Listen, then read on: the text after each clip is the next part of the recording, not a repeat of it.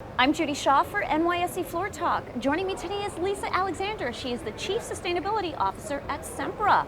Lisa, wonderful to have you here. Thanks for joining me on Floor Talk. It's such a pleasure to be here. So exciting to be here for Climate Week. Right, you're here in New York City for Climate Week. Tell me about that. That's right, I tell you, it's an incredibly exciting time for energy infrastructure and for all 20,000 employees at Sempra. We're so excited to be participating in the energy transition through our companies. All right, so now, Lisa, tell me, Sempra and its family of companies serve more American customers than any other utility holding company. What are the priorities for Sempra's utility and energy infrastructure business? Well, let me tell you, so we operate some of the largest energy networks in North America. We serve some of the most vital economies in the world, including California, Texas, and Mexico.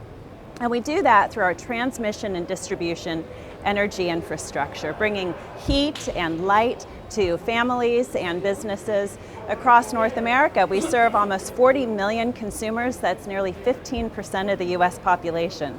And what's exciting time right now is the investment that is coming into this area. So if you look at the headlines, there's a lot of news about electric vehicle growth, for example, almost 30% CAGR over the next decade. We see the same with transmission investments as well as with new technologies like green hydrogen. And the exciting thing is that energy networks like ours are squarely at the center of these really important clean energy trends. Transmission and distribution networks are the backbone of the energy transition, and at Sempra we couldn't be more pleased to be playing a part of that. Okay, so Sempra is the only utility on the Dow Jones Sustainability World Index.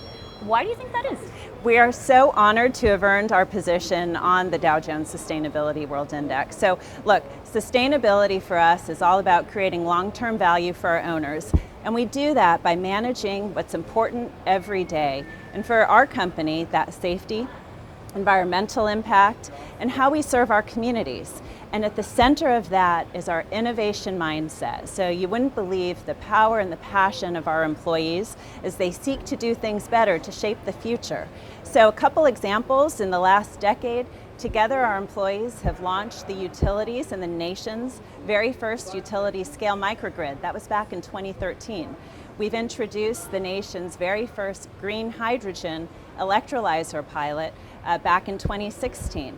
We're hardening our systems so that we can better anticipate and protect our communities against severe weather risks.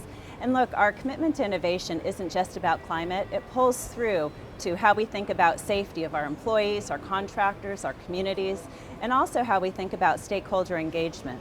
So at the end of the day, our strong sustainability position is about creating strength in our returns to our shareholders, and truly doing good for all our stakeholders means that we end up doing well financially. Okay, now many at Climate Week in New York are talking about the urgency to make change. How is Sempra approaching the future? Look, the future is full of opportunities. The International Energy Agency recently put out a study that said that 50% of technologies required to achieve net zero by 2050 don't exist commercially today. So at Sempra, we see that as an opportunity. What we know today is we can be investing in the capabilities that will allow us to shape the energy networks of the future. So we're investing into three key areas. The first is decarbonization.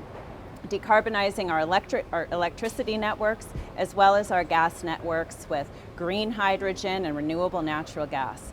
We're also looking at diversifying energy sources for resilience and to provide greater supply certainty to global markets. We're doing that through our Sempra Infrastructure business, which among its portfolio includes some of the world's most exciting liquefied natural gas export projects.